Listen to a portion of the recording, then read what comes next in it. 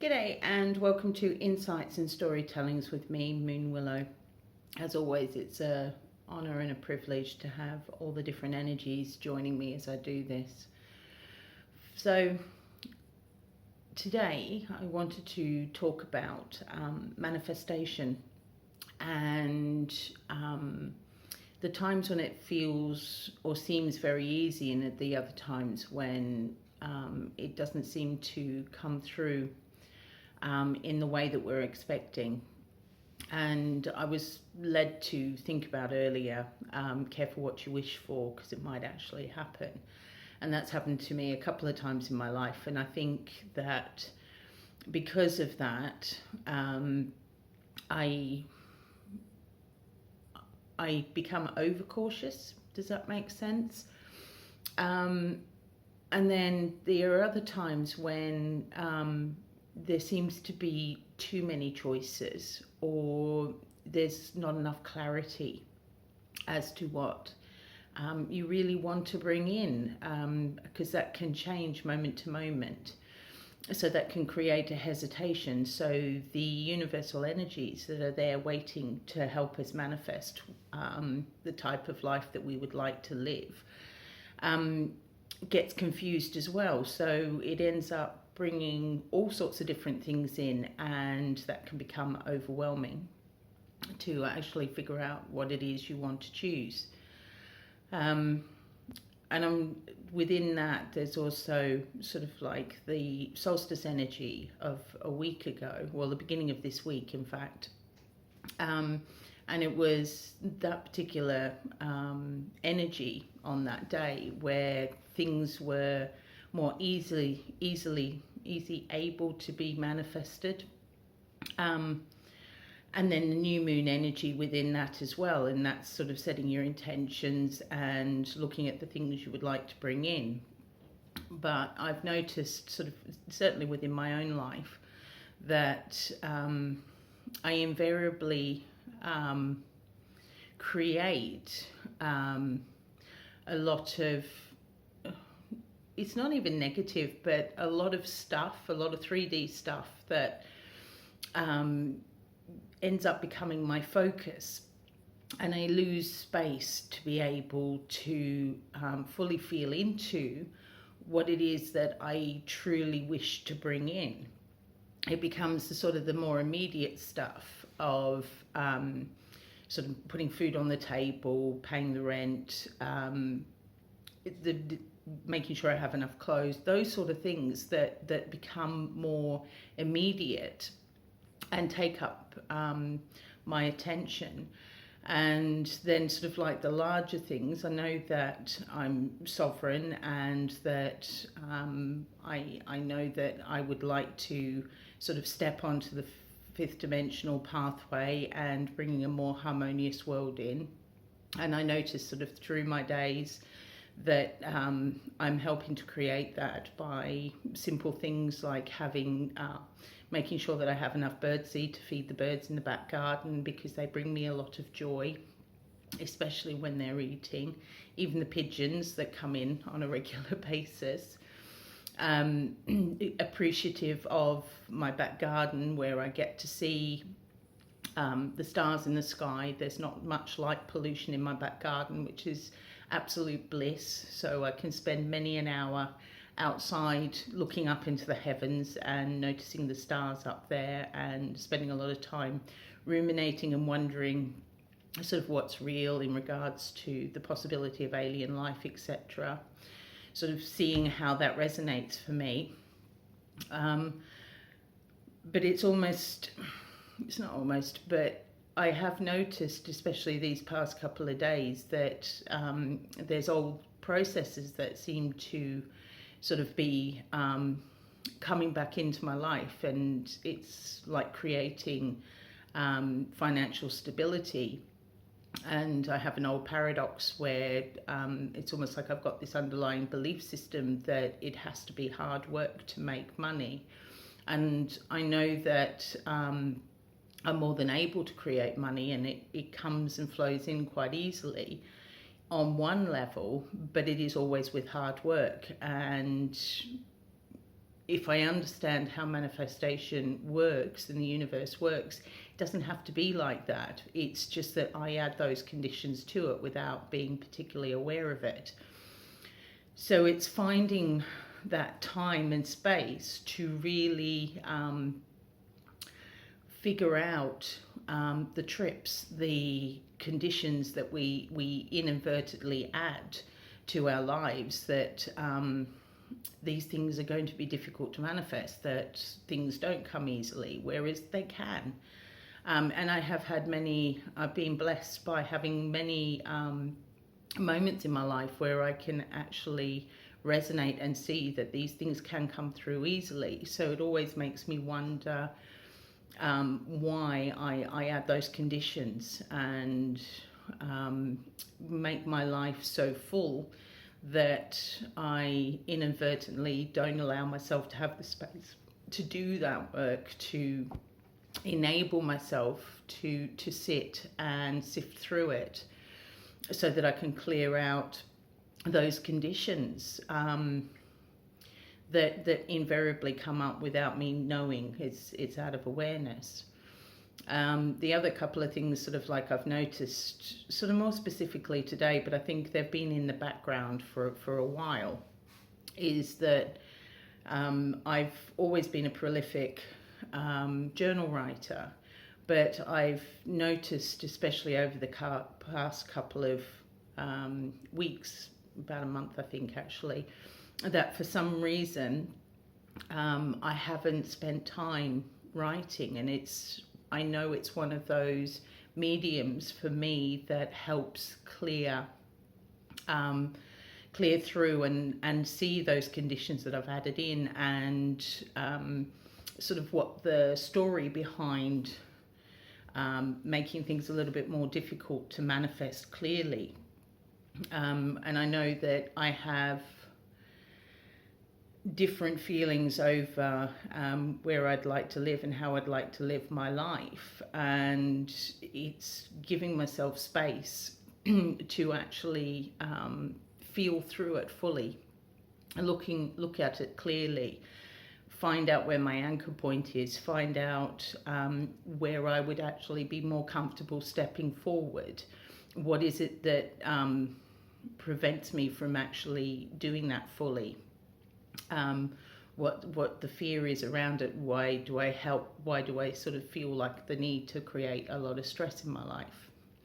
I'm expressing all this because in conversations that I've had with various people throughout my life, and more often recently, I know that this is a subject of conversation that does come up fairly often, and there is a lot on YouTube about how to manifest and how to align with yourself so that you can align with the universal gifts. And that's all well and good, but we still need to be doing the work within, and as I say, giving ourselves that space and time, but in a manner that is nurturing, so that we can actually utilize the space creatively and flow better with it. So on that note, we'll see what crystal and which chakra is speaking to us today. I ended up with 3 in my hand at that point. So we've got rose quartz. So very much our heart space. And so there's sort of 2 elements are coming up for me on that. Is one, looking back over our lives and really getting a clearer sense of when we've put those conditions in. So as I say, I tend to resonate very clearly with careful what you wish for, because it might happen. Because I've had numerous times in my life where I have put out to the universe that I wanted something to come in, and it's almost like I pushed for that to occur before it needed to, and found myself in difficult relationships and quite painful emotional journeys, and for all that, I can look back on those now and see the various parts that it has actually given me. They've given me an inner strength and determination to be me and to live my life. But as I say, live my life in the way that I want to, but not. I don't always give myself the time and space to do that. It's that juxtaposition. So looking back on our lives, but again, not with rose-colored glasses, actually looking at it clearly, allowing it to percolate up, and not stepping into the emotional baggage that tends to be attached to it as well. And really getting a sense of how the cloth was woven at that time, and how did we manifest that, sort of what was the emotional connection to the universe that actually helped that bring it in, so that we can do it again or not do it again, as the case may be. So really, for me, it is that sort of clearness of thought. But also, so within the heart space as well, looking back and looking at those times where we've manifested something that didn't actually work out in the way that we were expecting, or we may have pushed for it, as I say, before it was ready, and that created us problems, created us emotional distress. And sometimes that's what we put back into our heart space or lock it off, so that we, again, don't examine it, but have that sense that, what if I do that again? What if I inadvertently push for something that backfires again? I can't deal with that pain again. I can't deal with that hurt again. I can't deal with that stress again. I can't deal with that fear again. Can be the underlying conversation that we have out of awareness, because most of this is happening in a space that we don't notice. And again, that's around sort of how busy we create our lives. We don't actually enable all aspects of ourselves to be heard, because that can become quite overwhelming, and we can end up feeling more stuck than we actually are. So really, again, looking at everything with compassion and love, and really having a sense into our heart space of what aspect of it that created that hurt, pain, trauma, etc. And having a real feel and sense of how far we've come, that it's unlikely to occur to that level again. We may inadvertently step back into a spiral where we end up in a similar relationship or end up in a similar situation, but we're more likely, because we've moved forward, actually to notice that before it creates us too much pain and stress. But if we're pushing it away and not actually integrating it into ourselves, it may actually take just as long for us to get to the same space that we need to get out.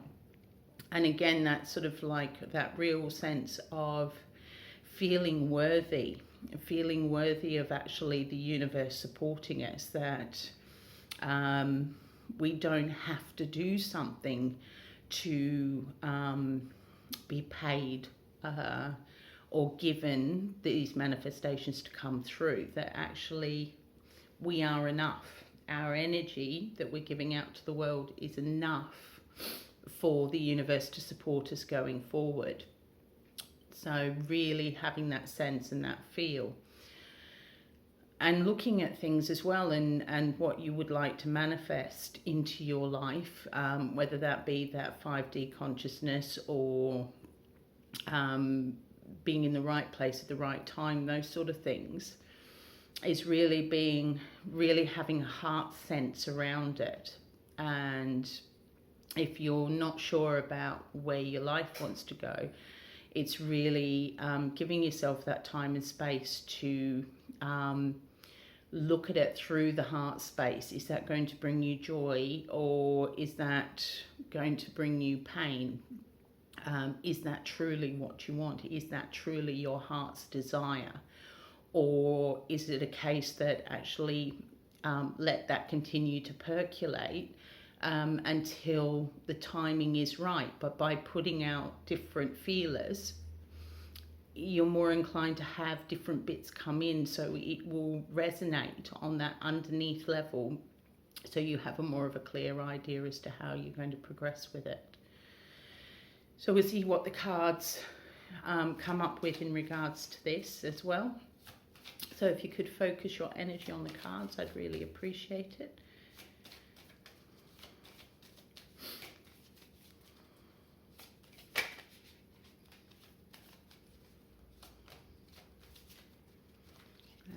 I think I'll split today. Actually, because they dropped out like that, I'm going to stick with those ones. Let's see what we have. So we've got a woman, or the woman, feminine, the rider, or knight in shining armour, and the clover. So a lot of the energies at the moment is the real acknowledgement of the divine feminine, but I don't believe that's to the exclusion of the divine masculine. It's back to integration, but really allowing that feminine energy to shine through, that we should trust our emotions and listen to our emotional conversation, especially as it's coming from the heart, and really having a look into that heart space, so that we can get the information we need as to how we would like to go forward. Having a look at the parts that feel like they've been missed and not heard, and they will have their own story to tell, and just being curious and really asking our hearts, what is it that we're not listening to? Why are we blocking that bit off? Is it because we don't feel that it's possible for that to be achieved? And actually in this world, everything is possible. It's just our trip hazards that create those blocks, and it's those previous dialogues as well. It's like that one that I was saying to start off with, that the only way I can manifest money is through hard work, which is right on one level, but why does it have to be like that? There is no rule, there's no law that says that that is the way that it has to be. It's just, that's my creation, that's my story that I keep telling myself. So it's understanding where that story comes from and unpicking it, and really letting that go with love and understanding that for whatever reason that came in, it was to benefit me, but now it's hurting me, and it's really recognizing that.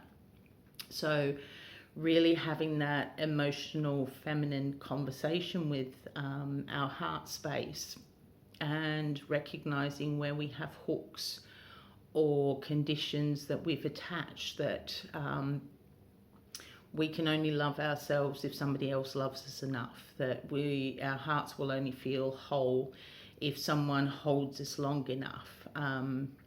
There seems to be a lot of phrases and conversations that we inadvertently attach inwards that is done out of awareness. I don't believe most of the time that we're actually aware that we're operating on that level.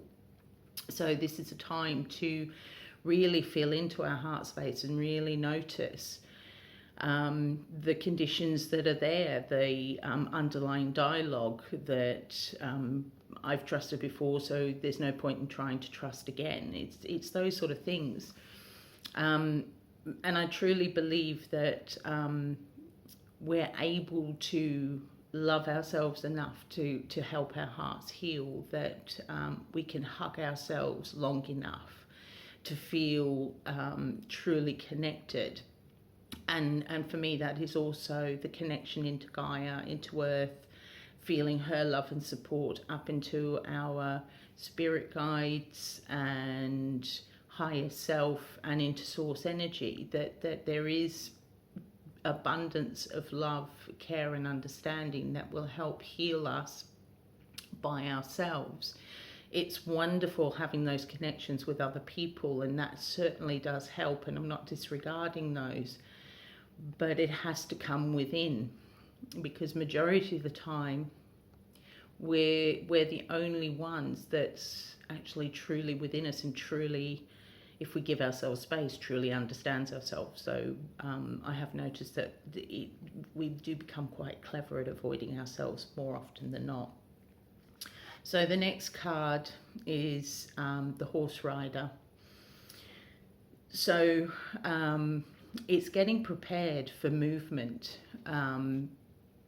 which really works into the current energies, that it feels like there is this huge build up, which may end up being quite anticlimactic, but it's there really feels like there is going to be that movement, but also on sort of like that more basic level in what I've been talking about, it's that aha moment within, and really moving closer to our heart, moving closer to our heart space, moving closer to an awareness and understanding of our own self, and looking at the world that we create and what we're actually inviting in. And as I say, I don't think we're doing that on a conscious level.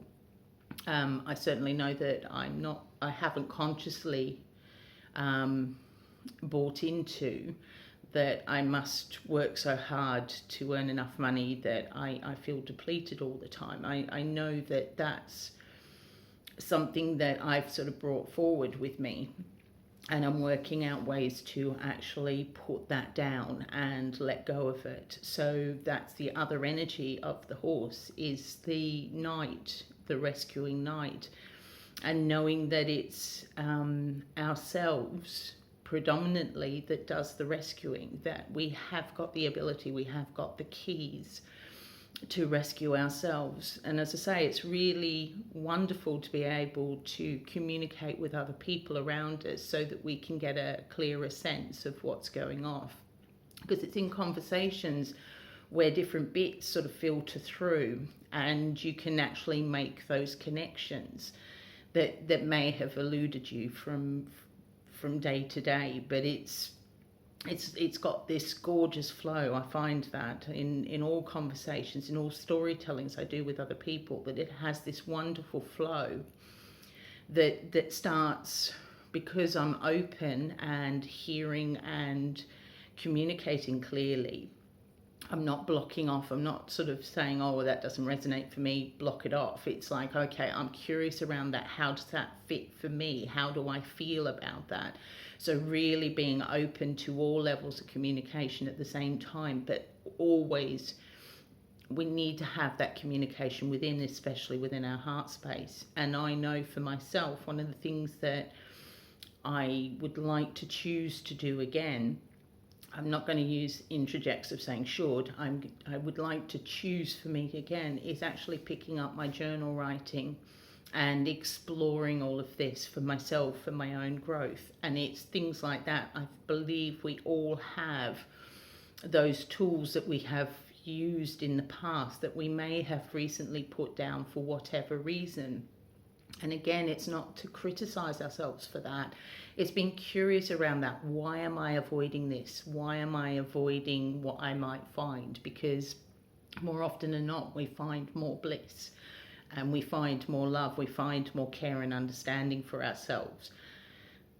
But within our society, there seems to be this idea that we distrust that. We have to distrust ourselves. We have to distrust our emotions because it doesn't fit the mainstream media. So really allowing ourselves and enabling ourselves to actually do that work and find those ways, remembering to put music on, cooking ourselves a lovely meal, writing in our journals, dancing, just moving that energy through and really coming to terms with it, grappling with it underneath. And that leads me to this last card of the 4-leaf clover. And I think that's where the magic and the alchemy really exists and opens us up to the higher vibrational energies that are really out there at the moment. And if we're doing the work within, when we go outside or start listening to various things, we have a clearer sense within as to how we'd like that to impact us, and a clearer understanding of our emotional response to it. Even if that's a case of, I'm not entirely sure what to make sense, how to make sense of that, but I know how I can actually do that, whether that be, as I say, whether that be journal writing or dancing or singing, moving, creatively moving through the different energies that are out there and working out how we'd like to respond to it. And again, how we'd like to bring sort of more magic and alchemy into our lives, and really allowing our hearts to expand and touch outside and be met, and really grow, and exponentially that unconditional love within, and really helping to put that into the world. And as I say, that can be like, just like I do in feeding the birds. And I'm not suggesting everyone go out and feed your birds. I know that that's just something that I get an immense amount of enjoyment from, and feel really connected to the local wildlife because of it. And that's one of the things that makes my heart sing and really helps me feel that love, that unconditional love of the world that I live in at the same time. So it's finding those for yourself and really feeling into what makes your heart feel joyful. What are the bits that are sort of hiding away, and how can we bring that into the mix? How can we integrate that so that it's all powerful and moving forward? So I'm hoping that this storytelling today resonates for you out there. I'm going to see which heart vocalization, what heart sound comes out from the universe for us today.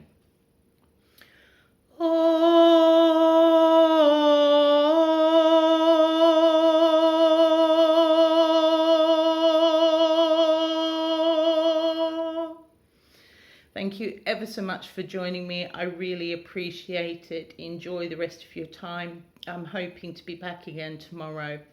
In the meantime, take care of yourselves. Love you all. Bye for now.